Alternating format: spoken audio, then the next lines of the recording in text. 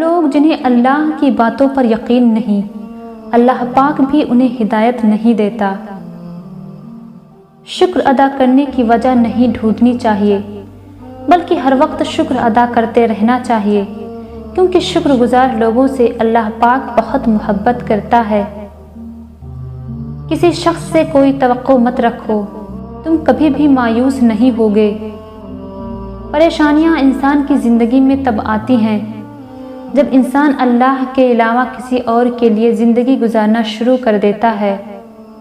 اگر آپ کے دل میں اللہ تعالیٰ کی مخلوق کے لیے احساس ہے تو آپ کی عبادتیں قبول ہو رہی ہیں اور اللہ پاک آپ سے راضی ہے، اور کسی کے دل میں اللہ تعالیٰ کی مخلوق کے لیے کوئی احساس نہیں تو سمجھ لو اللہ تعالیٰ آپ سے ناراض ہے۔